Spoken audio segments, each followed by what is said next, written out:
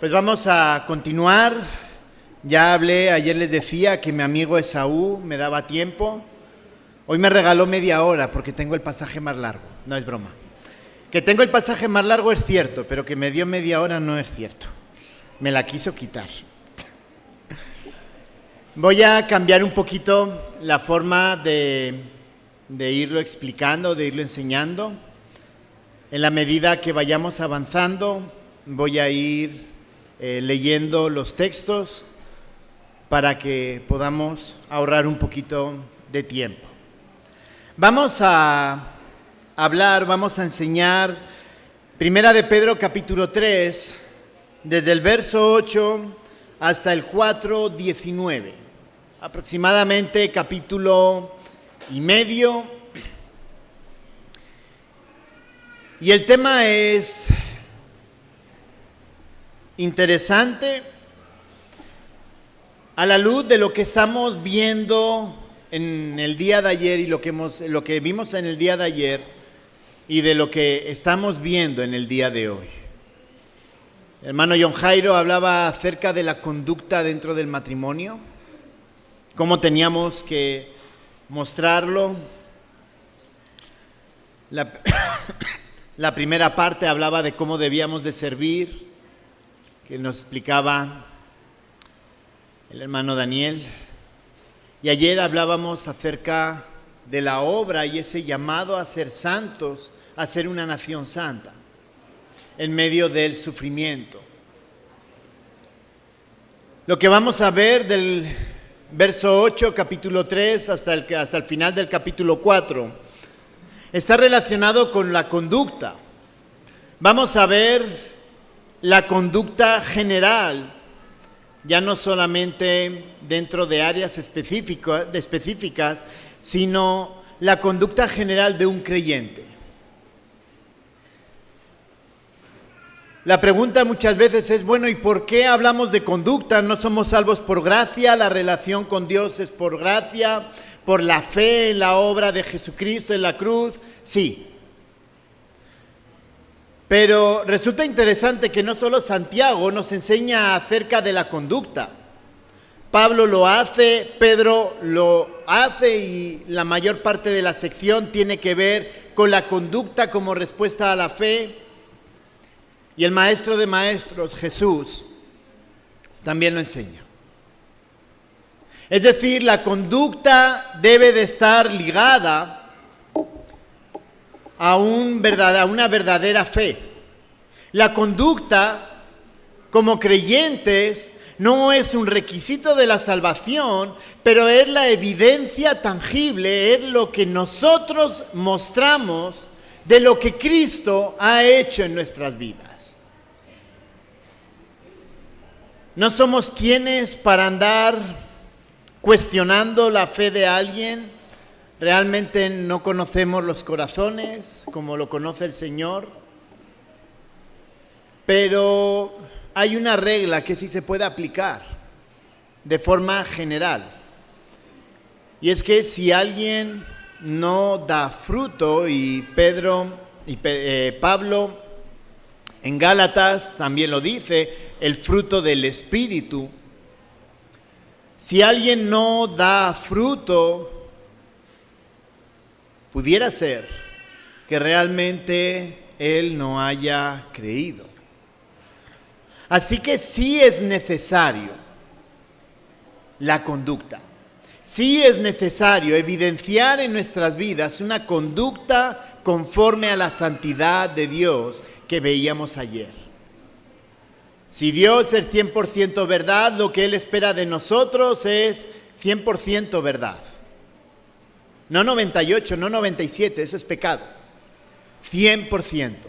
Con lo cual Él espera de nosotros esa conducta, y justamente es lo que Pablo está tratando en estos momentos. La conducta debería ser el distintivo de cada uno de nosotros. Cuando nos ven en la calle nos deberían de decir, mira, ellos son cristianos.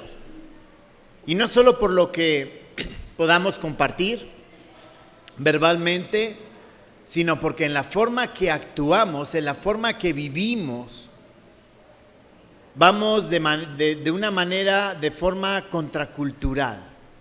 Es decir, si la cultura me apunta hacia aquí, les voy a decir algo, el cristianismo va a apuntar hacia el otro lado generalmente. Y eso, la manera en que vivimos, es la forma de evidenciarlo. Antes de entrar a Primera de Pedro, capítulo 3, verso 8, hay un texto en Mateo, capítulo 5, que es el mismo Jesús, el que habla, versos 14 al 16, no lo voy a leer, pero cuando habla de que debemos de ser la sal de la tierra y la luz del mundo. Cuando Jesús está hablando de ser la sal de la tierra, lo que está hablando es que la sociedad en general es decadente. ¿Qué es lo que se espera del cristiano? Que justamente viva los principios bíblicos cristianos, mostrando que el cristianismo es completamente distinto a lo que marca la sociedad. Y cuando dice que también debemos de ser la luz del mundo, ya no solo es que nuestras vidas marcan la pauta contraria a la sociedad, sino que además iluminamos y mostramos cómo debe de serlo, cómo se debe de vivir. Así que el carácter, y en esta introducción quería hacer énfasis, el carácter es importante, la conducta es importante. La salvación, la relación con Dios es por fe, pero la respuesta a esa fe es nuestra conducta. Y Pedro es en lo que se focaliza. Como iglesia hemos relativizado lo secular de lo espiritual. Hemos marcado diferencias. Una cosa es lo que hacemos en la capilla los domingos, los martes, los jueves, aquí en Bucaramanga. Una cosa es lo que hacemos en la capilla y otra cosa muy distinta es cómo me muevo en el mundo. Aquí en la capilla me debo de comportar de una manera, en el mundo puedo hacerlo de otra manera distinta. Aquí en la capilla me exigen una vestimenta, allá en el mundo me he visto de cualquier manera cuando estoy en la calle. Si justamente esa falta de coherencia es la que deja, digamos, en ciertos problemas a nosotros como creyentes. ¿Por qué se viste de esa manera? ¿Por qué se peina de esa manera? ¿Por qué trata al esposo a la esposa de esa manera cuando está en la capilla, pero luego fuera de la capilla, fuera del horario de reuniones? Hace lo que quiere.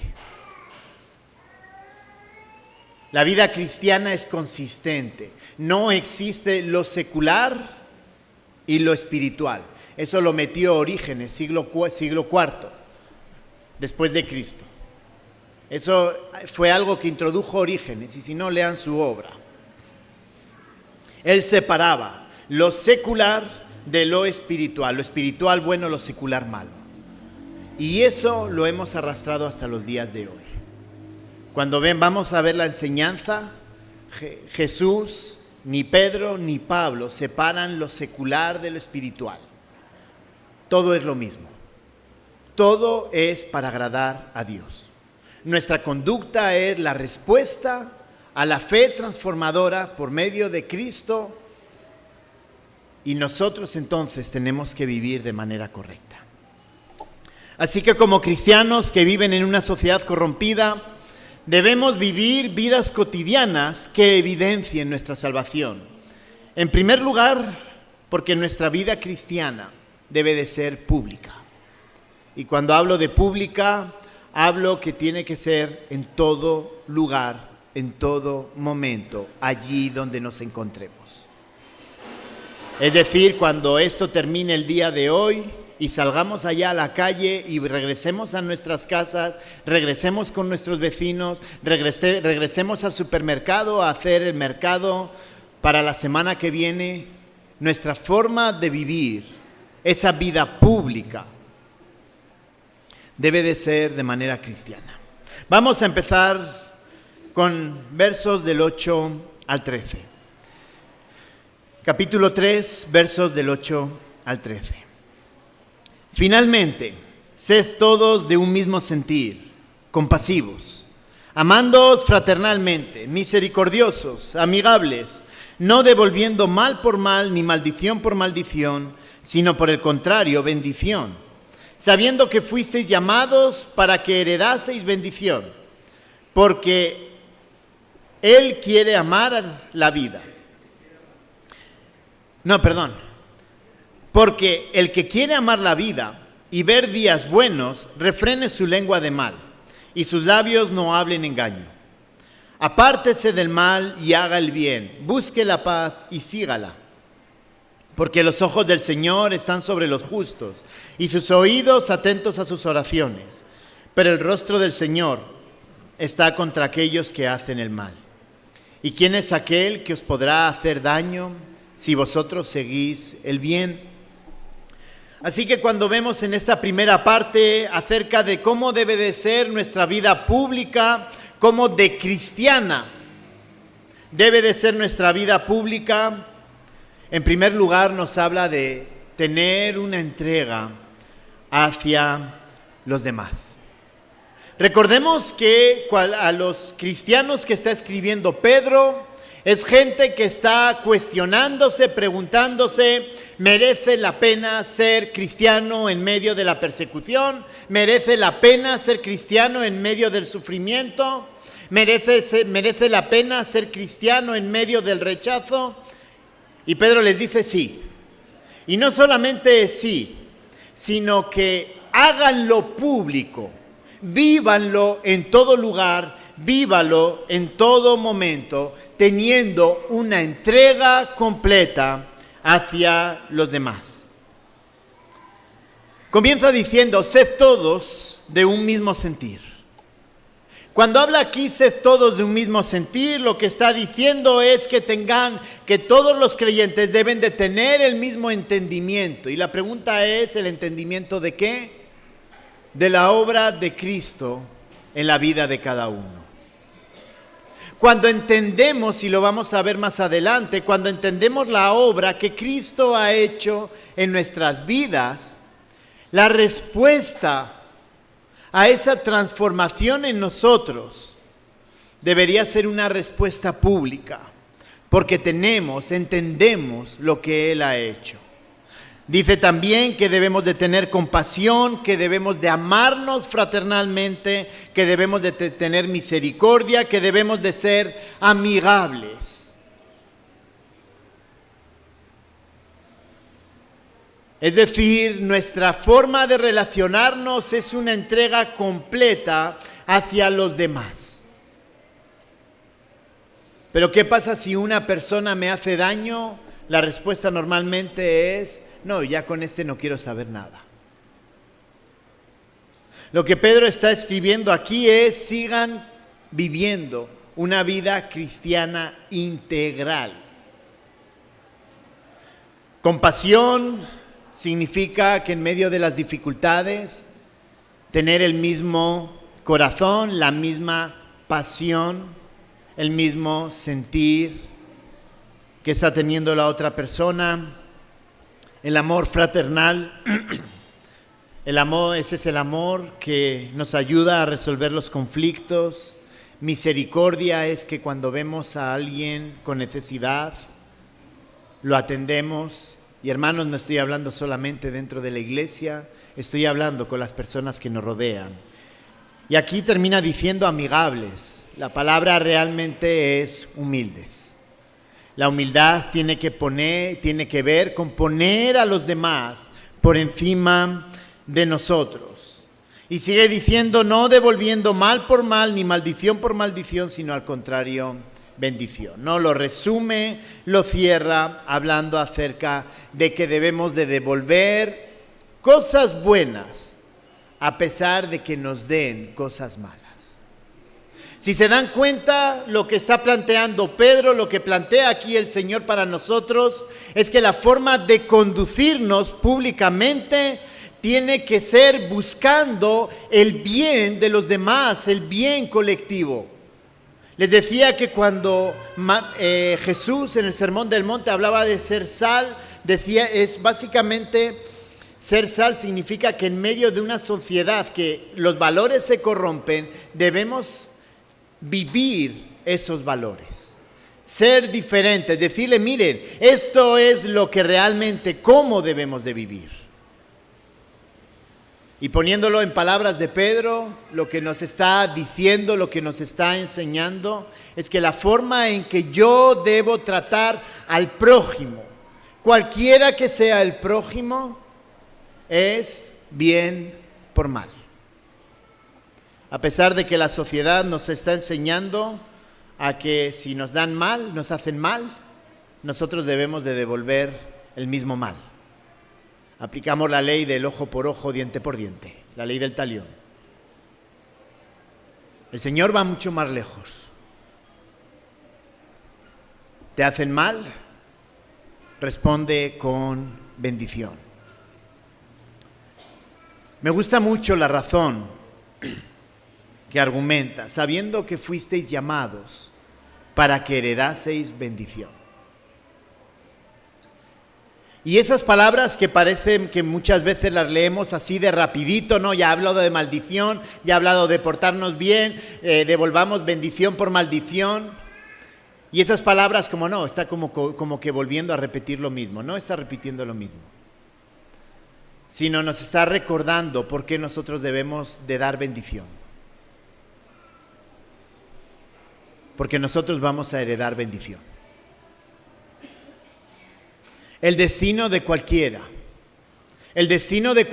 que no ha creído en la obra suficiente de Cristo en la cruz, es la muerte. Y todos estábamos de esa manera antes de creer. ¿Y qué está diciendo? Ustedes tenían que morir, ustedes tenían que recibir maldición. Y son palabras duras. Pero es un recordatorio de dónde venimos nosotros. Es un recordatorio de lo que es nuestro pasado. Nuestro pasado es que nosotros debíamos de recibir maldición, castigo, muerte por nuestro pecado. Pero ¿qué dice aquí? Bendigan. ¿Por qué? Porque ustedes van a heredar bendición cuando lo que merecían era maldición. Era castigo, era muerte. Así que si ustedes han recibido bendición en medio de las dificultades, en medio de las acusaciones, en medio de las palabras, en medio de quizá gente que trate de hacernos daño, que nos dice, bendigan. De manera voluntaria, de manera generosa. Porque ustedes también van a ser bendecidos, han sido bendecidos y van a ser bendecidos. Porque es lo que vamos a heredar. Antes de ir al versículo 10, me gustaría que leyéramos verso 11. Dice, apártese del mal y haga el bien, busque la paz y sígala. Pareciera que sigue ahí insistiendo. Pareciera no, sigue ahí insistiendo, ¿no? Apártese del mal y haga el bien, busque la paz y sígala. Es lo que se llama de lo concreto a lo general. Él comienza desarrollando, verso 9, 8 y 9, comienza desarrollando de forma aspectos concretos de cómo debemos demostrar el cristianismo para que en el verso 11 nos hable de forma general. Apártese del mal, haga el bien, busque la paz y sígala. Pero nos da dos razones de por qué debemos de vivir de esa manera, por qué debemos entregarnos a los demás. El verso 10 comienza diciendo, porque el que quiere amar la vida y ver días buenos, refrene su lengua del mal y sus labios no hablen engaño. Es decir, queremos vivir vidas de bendición, queremos vivir vidas bíblicamente prósperas, que no tienen nada que ver con plata, carros, casas, no tiene nada que ver con eso. Tiene que ver con vivir sometidos al Señor. Entonces dice, el que quiere amar la vida y ver días buenos, refrena su lengua del mal y sus labios no hablen engaño. Es decir, no hables chismes, no hables mentiras de los demás, no trates a los demás mal. Dice todo lo contrario. Busca lo del Señor, lo que hemos visto antes. Pero también termina diciendo, versos 12 y verso 13, porque los ojos del Señor están sobre los justos y sus oídos atentos a sus oraciones. Pero el rostro del Señor está contra aquellos que hacen el mal. ¿Y quién es aquel que os podrá hacer daño si vosotros seguís el bien? Vuelve otra vez en lo negativo de lo concreto a lo general, de lo específico a lo general. De forma concreta nos invita a que si queremos vivir correctamente, entonces debemos de cuidar cómo hablamos y lo que decimos de los demás. Pero en segundo lugar, y hablando de nuestra relación con el Señor, nos hace una afirmación que a alguno quizá le puede entrar quizá alguna pregunta, producir alguna pregunta. O sea, si yo soy hijo de Dios, entonces el Señor no me escucha, no me cuida. Sí. Pero recordemos que si yo vivo en medio del pecado, si yo vivo desobedeciendo al Señor, sí puedo ser hijo de Dios. Pero el Señor también me va a disciplinar porque Él quiere que caminemos de manera correcta. Así que en cierto modo sí nos cuida. En cierto modo sí nos escucha la oración. Pero cuando está hablando aquí de que los ojos del Señor están sobre los justos y sus oídos atentos a sus oraciones, está hablando de que si realmente queremos una comunión íntima y personal con el Señor, entonces nuestra conducta, nuestra forma de vivir tiene que ser mostrando el carácter del Señor sin pecado, buscando agradar a Dios en estos principios básicos de cómo debemos de relacionarnos. En el Sermón del Monte, si se recuerdan, en el Padre Nuestro termina el Padre Nuestro y luego básicamente utiliza, si perdonas, el Señor te perdona, si no, no. No es que la salvación dependa de lo que tú perdones o no perdones, no, eso es otro tema. Pero lo que está diciendo básicamente es lo que el Señor espera de un creyente, es que de la misma forma que el Señor te perdonó, tú perdones. Y si quieres que el Señor realmente entender la libertad de perdonar, entonces tú también debes de perdonar. Y aquí está diciendo lo mismo. ¿Quieres tener una comunión íntima con Dios? Si pecas, te aseguro que no vas a tener esa comunión íntima con Dios. Y no la vas a tener por una sencilla razón, porque Dios odia el pecado. Y vuelvo a insistir, una cosa es ser salvo y otra cosa es, siendo salvo, vivir una vida de pecado. Una vida alejada del Señor. Lo que aquí nos está recordando e invitando es que la conducta, la forma en que vivimos debe ser una respuesta honesta, verdadera hacia el Señor, teniendo esa comunión íntima para que el Señor realmente tengamos esa libertad de acercarnos a Él y se vea a través de cómo vivimos. Si yo veo a un mentiroso, les voy a decir algo, yo no creo que ande pidiéndole al Señor perdón. Si hoy miente, dentro de una hora anda mintiendo y al siguiente momento anda mintiendo, o es deshonesto en los negocios y es deshonesto de manera continua con los clientes, con los proveedores, con la DIAN, con todos ellos. Yo no creo que esté arrepentido de su conducta incoherente. Si un dueño de una empresa o administrador de un negocio es injusto con los pagos, salarios, proveedores, etcétera, es injusto en los pagos, es injusto a la hora de hacer negocios, perdonen, tengo mis dudas. Porque si Cristo te ha transformado, entonces vas a hacer lo justo delante de Dios, cueste lo que cueste, no importa el precio que uno tiene que pagar. Y es bajo esa condición, bajo ese entendimiento de que si yo quiero tener una relación íntima con Dios, Mi conducta, la forma en que yo manejo y administro todo lo que Dios me ha dado, lo hago de forma honesta, lo hago de forma verdadera. Y entonces entendemos, los ojos del Señor están sobre los justos y sus oídos atentos a sus oraciones. Señor, el negocio me va mal, pero no estoy pagando justamente los sueldos. No estoy pagando porque el Señor no nos llama a pagar la ley del mercado. El Señor nos llama a pagar lo que es digno para que la persona pueda vivir dignamente. A eso es lo que nos llama el Señor. ¿Cómo te va a escuchar de que el negocio me va mal cuando estás pagando a tus empleados mal? ¿Cómo te va a escuchar que tu negocio va mal si estás pagando a los proveedores mal? ¿Cómo te va a escuchar el Señor que tu negocio va mal si estás haciendo fraude frente a la DIAN? Eso es inconsistente. Y como digo, no es que el Señor no escuche, ni el Señor no te cuide. Pero aquí lo que está hablando es lo que está yendo más lejos.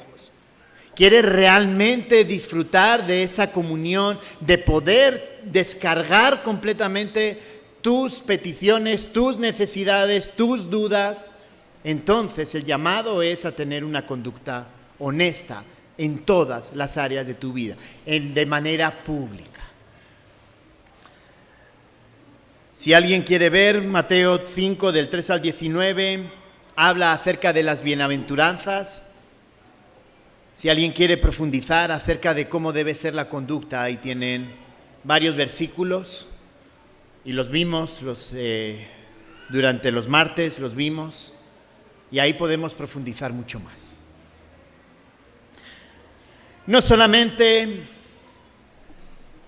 viendo acerca de que nuestra vida cristiana debe de ser pública, no solamente lo vemos en la entrega hacia los demás, en cómo vivimos con los demás, sino que también debemos de ser testigos públicos en medio de la persecución, en medio de las dificultades. Versos 14 al 22. Mas también si alguna cosa padecéis por causa de la justicia, bienaventurados sois. Por tanto, no os amedrentéis por temor de ellos, ni os conturbéis, sino santificad a Dios el Señor en vuestros corazones, y estad siempre preparados para presentar defensa con mansedumbre y reverencia ante todo el que os demande razón de la esperanza que hay en vosotros, teniendo buena conciencia, para que en lo que murmuran de vosotros, como de malhechores, sean avergonzados los que calumnian vuestra buena conducta en Cristo. Porque mejor es que padezcáis haciendo el bien, si la voluntad de Dios así lo quiere, que haciendo el mal. Porque también Cristo padeció una sola vez por los pecados, el justo por los injustos, para llevarnos a Dios, siendo a la verdad muerto en la carne, pero vivificado en espíritu, en el cual también fue y predicó a los espíritus encarcelados, los que en otro tiempo desobedecieron, cuando una vez esperaban la paciencia de Dios en los días de Noé, mientras se preparaba el arca, en la cual pocas personas, es decir, 8, fueron salvadas por agua. El bautismo que corresponde a esto ahora nos salva, no quitando las inmundicias de la carne, sino como la aspiración de una buena conciencia hacia Dios por la resurrección de Jesucristo, quien habiendo subido al cielo está a la diestra de Dios, y a Él están sujetos ángeles, autoridades y potestades. Comienza el verso 14, hablando y diciéndonos, bienaventurados sois.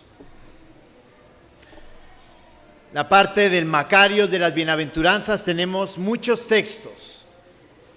Tenemos Romanos, tenemos Santiago, tenemos Mateo, las bienaventuranzas, y hay alguno más. Tenemos en Salmos, Salmo 1 es el más claro, hay otros salmos que hablan de ser bienaventurados. Y la bienaventuranza tiene que ver con el florecimiento de la persona.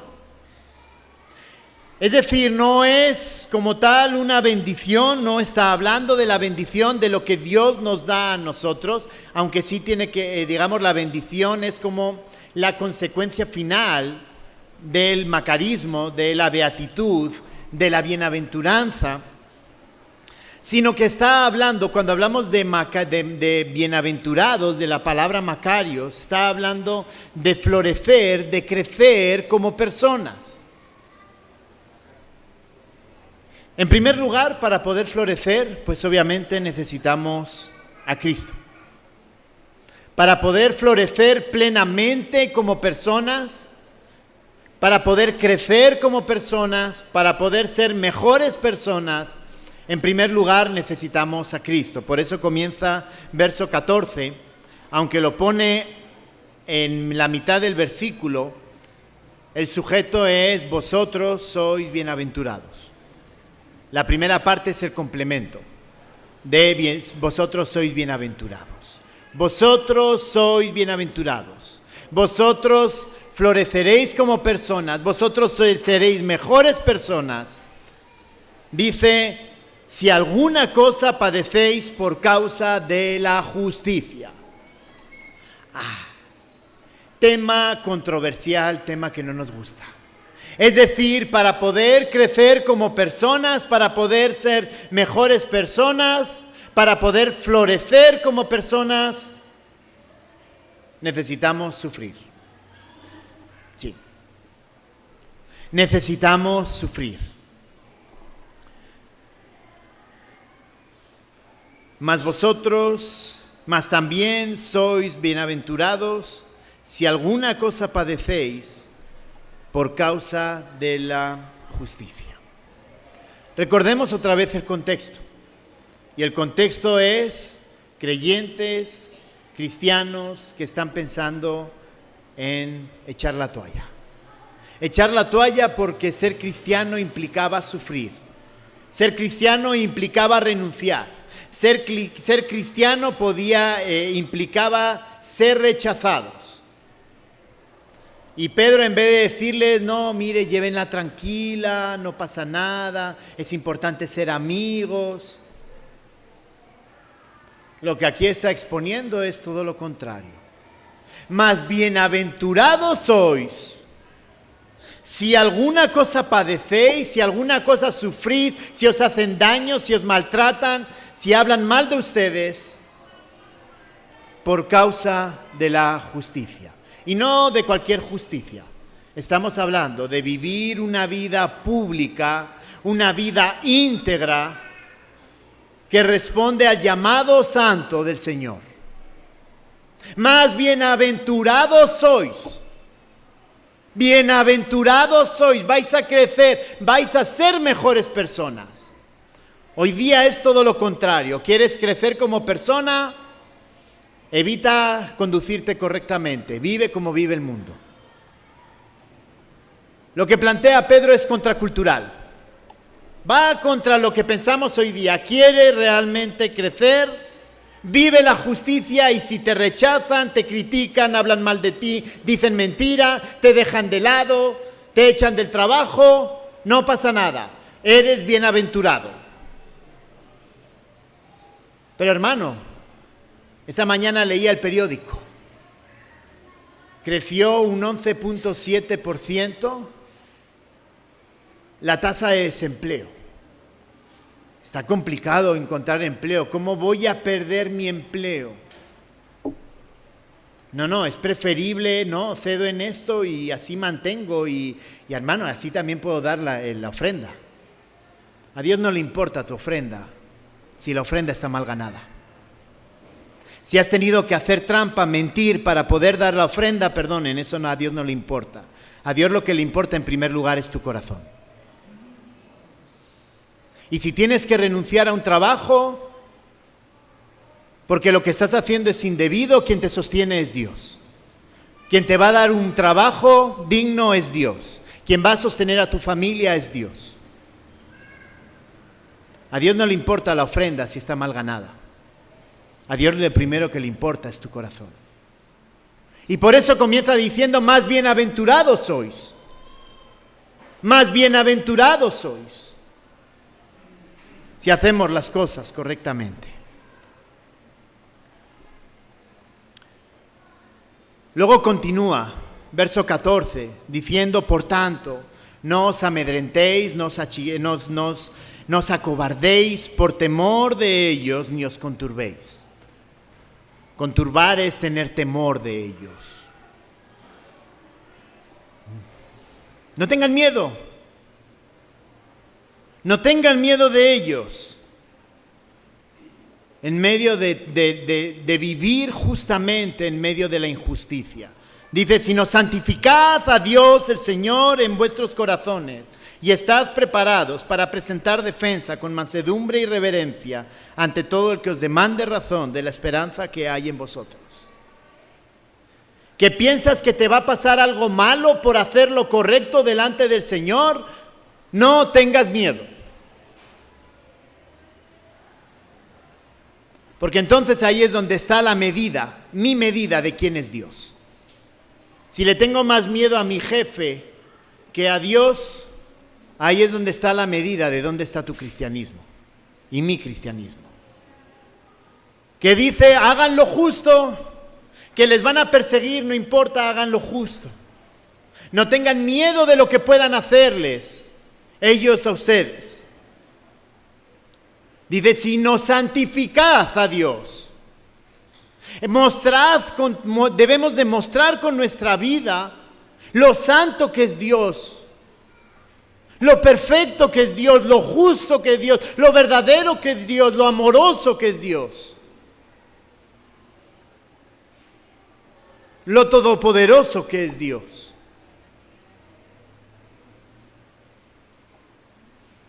Las palabras de Pedro no son sencillas. Las palabras de Pedro consisten en renunciar a lo que hay dentro de aquí, lo que me limita, para entender que yo tengo un Dios santo, soberano, que está por encima de cualquier cosa.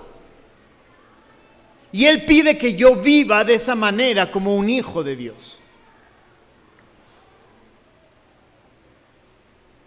Y Pedro le estaba escribiendo no solamente a ellos, sino también a nosotros. ¿Hasta dónde estamos dispuestos a renunciar por la santidad de Dios a mis miedos y a mis temores? ¿Hasta dónde estamos dispuestos a renunciar por la santidad de Dios a vivir una doble vida, una doble faz? Este es un mensaje radical y contracultural a lo que hay en la calle.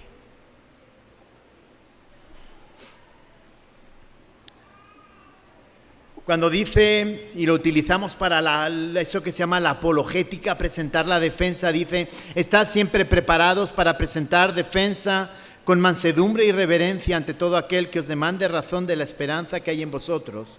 No está hablando de aprender sobre creacionismo para responder al evolucionismo. No está hablando de ningún tipo, aprenderte las 5 vías de Santo Tomás para poder responder a la existencia de si hay desde el conocimiento, desde lo intelectual, responder si existe Dios. No está diciendo, no está hablando nada de eso. Eso se llaman textos fuera de contextos.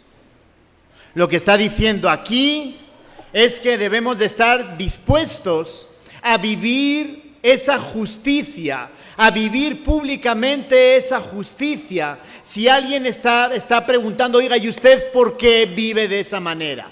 No, yo vivo porque Dios creó en los 5 días, en los 6 días, y entonces esto va. No, lo que está diciendo, bueno, ¿y usted por qué está dispuesto a perder un trabajo por hacer o presentar facturas falsas? ¿Está usted dispuesto a perder? Entonces lo que está diciendo es presente defensa. Defensa es porque tengo un Dios santo que me dice que yo debo actuar con la verdad. Y si me piden hacer una mentira, yo no puedo hacer eso.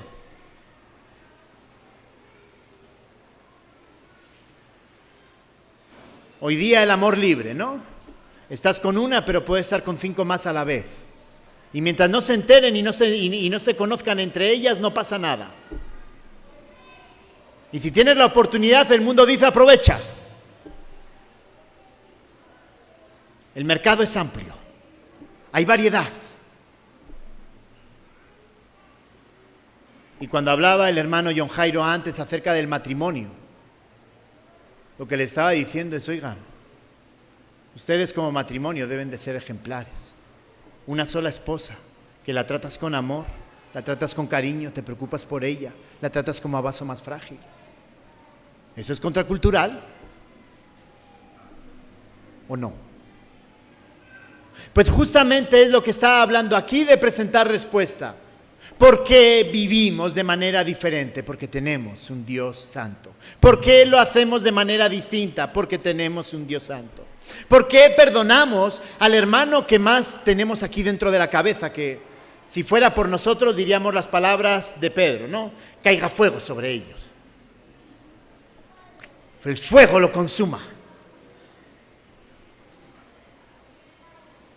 Pero en vez de eso, lo que nos llama el Señor es, ámalo. El mundo dice, no, sácalo. Y si tienes para pagar a un sicario, mátalo. Eso es presentar defensa. Lo que está hablando aquí no está hablando de dar razones intelectuales. Está diciendo cómo es tu vida y cómo estás viviendo la justicia de Dios. Y si alguien pregunta por qué vives de esa manera justa, entonces dile, porque yo tengo un Dios santo. Finalmente no voy a entrar mucho a los versos 17 al 22, porque me terminarían de consumir el poco tiempo que me queda.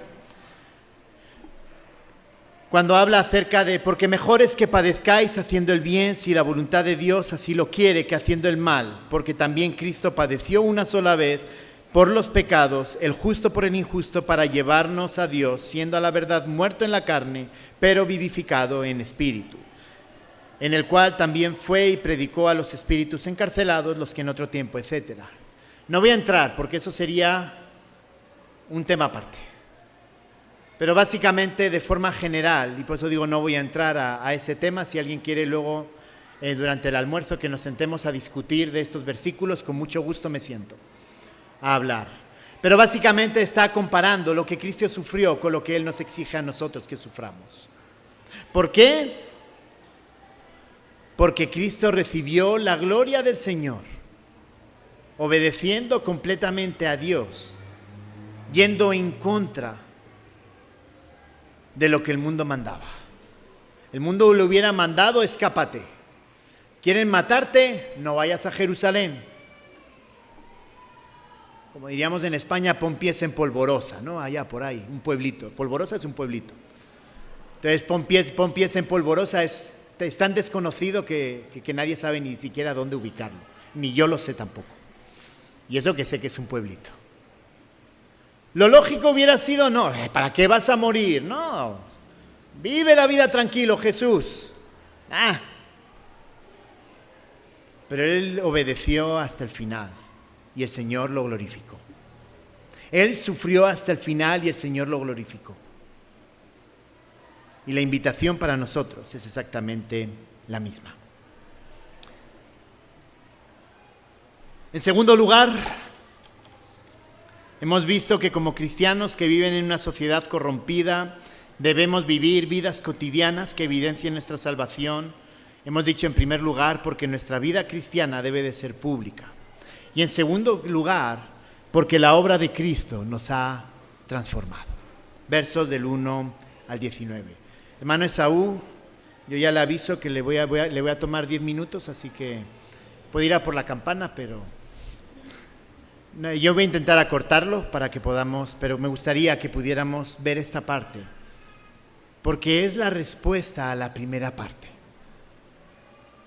Si en la primera parte hablábamos acerca de que debemos evidenciar de manera pública nuestra fe, nuestra base en este Dios santo, en segundo lugar, lo que Pedro está acuñando y está diciendo y afirmando es, bueno, hay algo más de fondo y es que Cristo te ha transformado.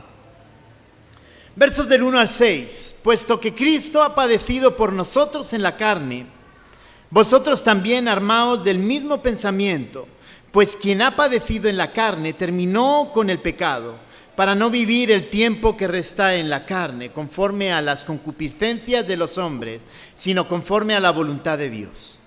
Baste ya el tiempo pasado para haber hecho lo que agrada a los gentiles, andando en lascivias, concupiscencias, embriagueces, orgías, disipación y abominables idolatrías. A estos les parece cosa extraña que vosotros no corráis con ellos en el mismo desenfreno de disolución y os ultrajan. Pero ellos darán cuenta al que está preparado para juzgar a los vivos y a los muertos, porque por esto también ha sido predicado el Evangelio a los muertos, para que sean juzgados en carne según los hombres, pero vivan en espíritu según Dios.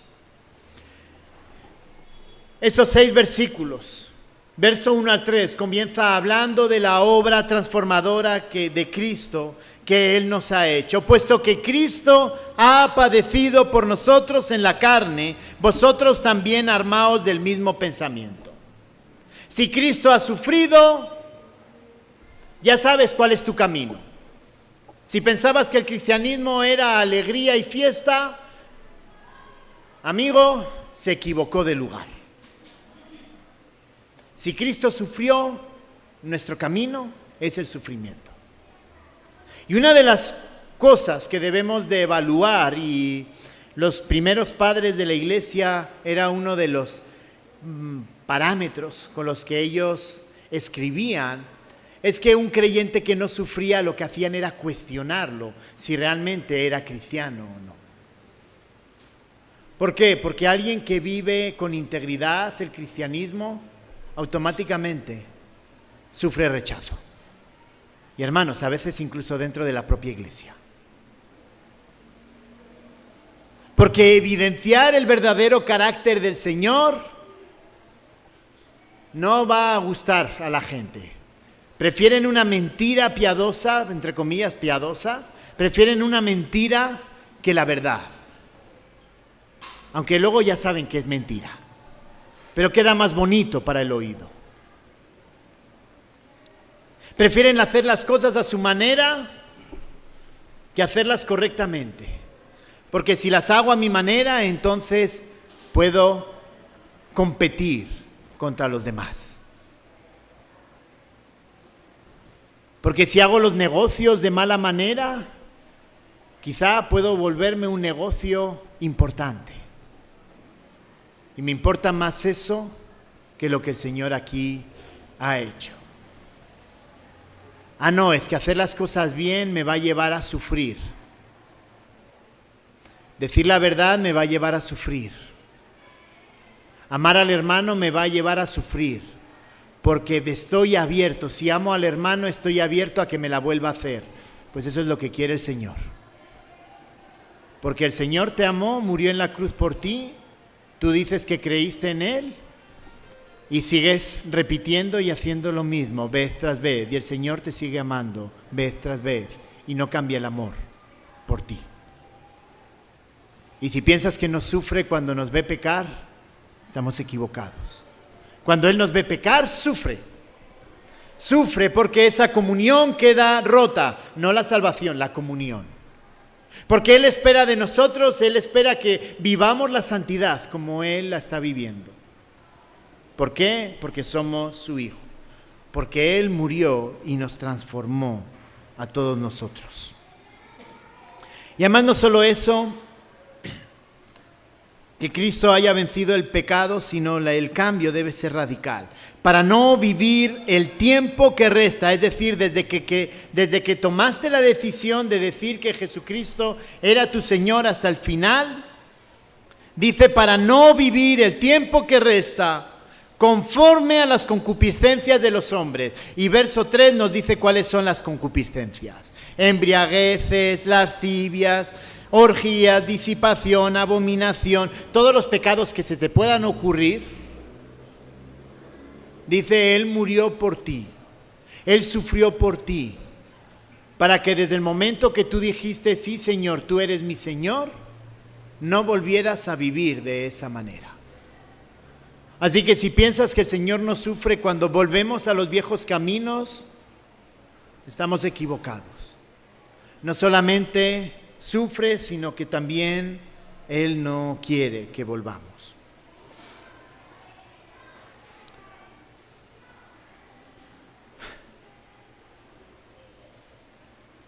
El verso 3, solamente voy a hacer una mención. Comienza diciendo, baste ya el tiempo pasado para haber hecho lo que agrada a los gentiles. Esa palabra, basta ya, se terminó, ¿no? Cuando una mamá se enoja con los hijos, ¿no? Ya, hasta aquí llegaste. Basta ya, para ya de una vez. Se lo oí a mi mamá varias veces al día, muchos días al año. Ya hasta aquí, basta ya. Es la misma palabra que Pedro está utilizando para nosotros. Se terminó. No quiero volverlo a escuchar, no quiero volverte a ver de esa manera. ¿Cómo podemos pensar en seguir viviendo igual que antes, igual que el mundo? ¿Qué pasó con la obra transformadora? A veces nos conformamos con la salvación, puntito. No, ya soy salvo. Y me doy a mi vida. Aquí el mensaje es completamente radical. Dice, ¿tu vida la entregaste al Señor? ¿Realmente dices haber creído? El Señor dice, ya es un punto y aparte. No es un punto y seguido, es un punto y aparte. Se cambia. Versos 4 al 6. Tampoco voy a entrar mucho porque es otro tema. Tiene varias posturas, pero digamos, opto por la más aceptada cuando está hablando acerca de los que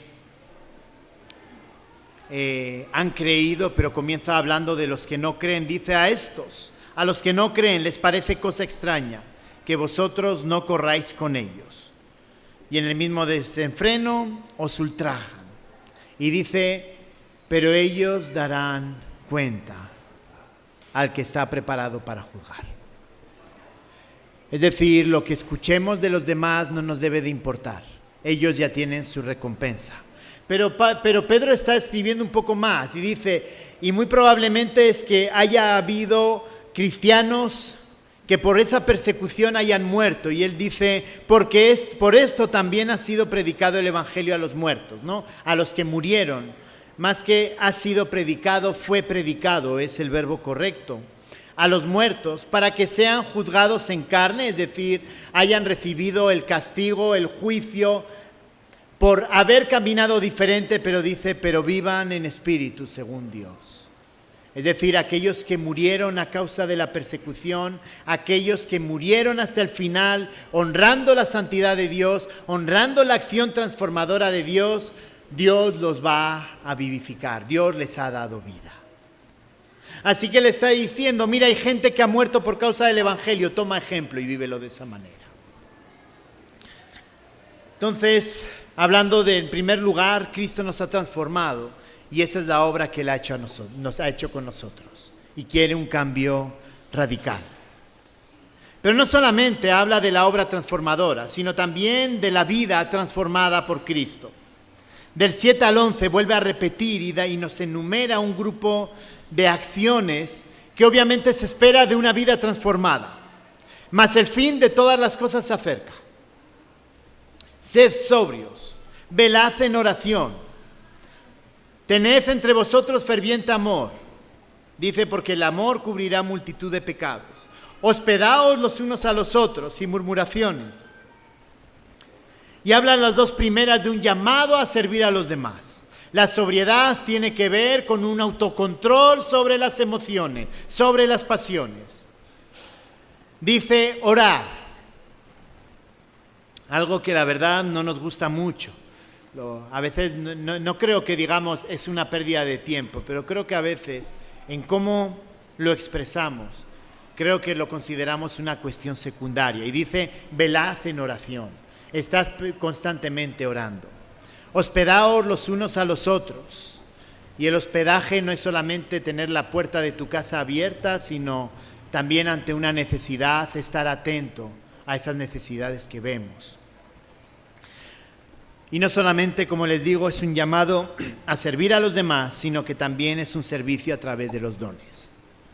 No solamente es el llamado hacia afuera, el llamado hacia las personas de manera personal, sino que Pedro dice, mire, cada uno según el don que ha recibido, ese que nos da el Espíritu Santo, ministrelo a los otros si quiere, si le gusta, si tiene tiempo, ¿no? Esa es Primera de Íñigo, capítulo 4, verso 10, sección anexada. Yo creo que ninguno lo tiene así en la Biblia. Que dice, cada uno según el don. Si tú eres hijo de Dios, tienes al menos un don que has recibido, dice, ministrelo a los otros. No es si te gusta o tienes tiempo, es un mandato, ministrelo, úselo como buenos administradores de la multiforme gracia de Dios. Y entonces me hace la enumeración. Si alguno habla, hable conforme a las palabras de Dios. Si alguno ministra, conforme al poder que Dios da, para que en todo Dios sea glorificado, a quien pertenecen la gloria y el imperio por los siglos de los siglos. Así que cuando Cristo nos ha transformado, no solo hay una obra que nos ha transformado, sino hay una respuesta. No lo hemos visto en la primera parte y vuelve a insistir, una respuesta hacia los demás, pero también una respuesta en el servicio dentro de la iglesia. Y para terminar, habla acerca del sufrimiento, del 12 al 19. Amados, no os sorprendáis del fuego de prueba que os ha sobrevenido, como si alguna cosa extraña os aconteciese, sino gozaos, por cuanto sois participantes de los padecimientos de Cristo. No dice de las alegrías, dice de los padecimientos, de los sufrimientos de Cristo, para que también en la revelación de su gloria os gocéis con gran alegría.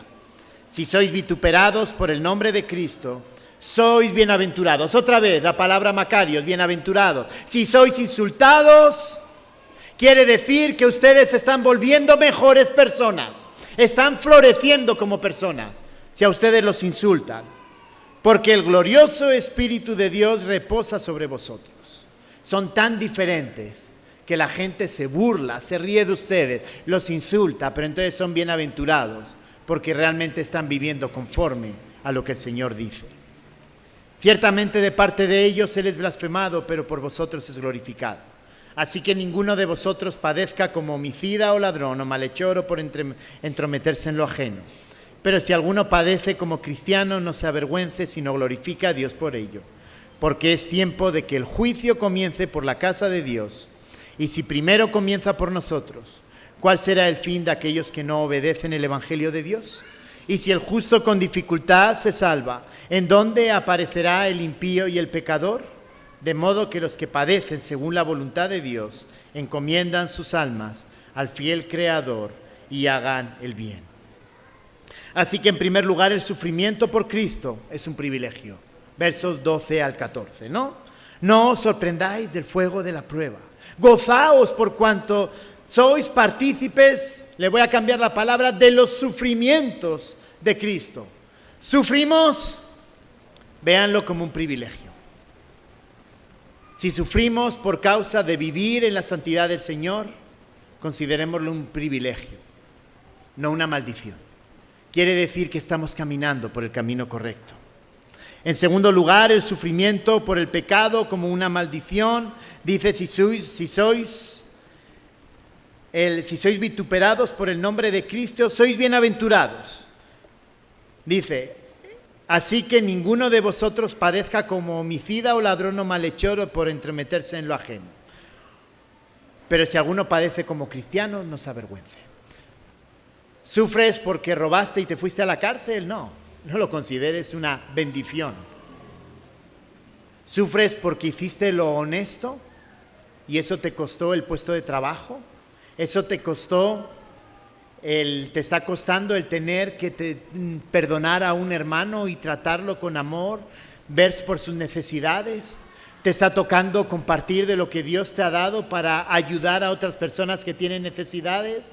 No lo veas como maldición, no lo veas como algo malo.